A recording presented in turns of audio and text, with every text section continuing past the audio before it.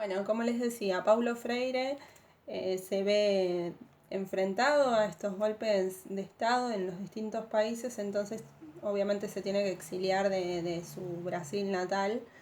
Eh, va pasando por distintos lugares, pero siempre va pensando, reflexionando y haciendo su trabajo de conceptualización de su forma de ver la educación. Lo que va a hacer él, les decía anteriormente, es querer hacer todo ese proceso de alfabetización. Y él va a decir que esa manera de educar va a crear círculos de cultura. Es decir, cada población, cada pequeño lugar donde él vaya, va a dar estas herramientas de leer y escribir, pero también de reflexionar y de pensar. Entonces eso va a ser un círculo de cultura y eso es lo que él va a querer extender. Obviamente va a estar apartado de su país, pero eso no va a impedir que él siga desarrollando sus ideas. Lo que va a hacer también, de alguna manera, con este trabajo teórico que él va desarrollando, es plantarse contra esa forma de educación hegemónica que existe hasta ese momento, pero no solamente va a criticar a la forma la forma de enseñar, no solamente las instituciones, escuelas, sino que también va a cuestionar la forma de trabajar de los educadores y va a ser como un apartado a lo que tiene que ver con los educadores, va a desarrollar una idea de eso justamente. Él a fines de la década del 60, principios del 70, escribe sus obras más importantes.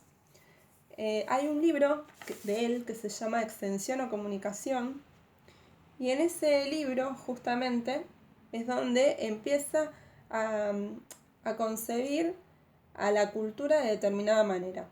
Él dice que existen dos conceptos. Por un lado la extensión, por el otro lado la comunicación.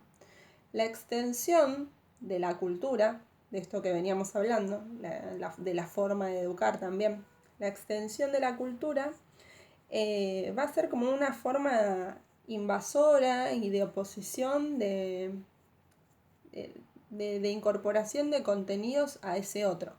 Se va a limitar solamente a eso. Y él en cambio habla del concepto comunicación de la cultura, como una forma de concientizar a ese otro que llega y que se educa. Y de alguna manera, volvemos a la idea principal, le va a dar herramientas para lo que él denomina liberación. Liberación de su condición, de su forma de pensar, de que no se imponga un contenido y solamente nos quedemos con esos no, sino que vayamos a la instancia de reflexión, de pensar, de criticar.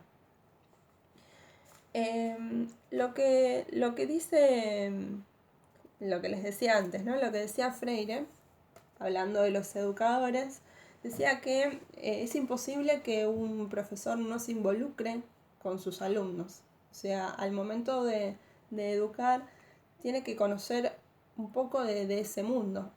Él hablaba justamente de estas clases más bajas, entonces decía, es imposible que no se sepa nada de ese campesino que viene a estudiar. O sea, tengo que saber más o menos en qué ámbito se desarrolla, cuáles son sus condiciones económicas, cuáles son los procesos históricos de ese lugar al que pertenece. O sea, nosotros estamos hablando puntualmente de Paulo Freire, pero también podemos pensarlo desde nuestros trabajos, de la escuela, de las distintas sedes, cómo son las distintas sedes a las que nosotros llegamos.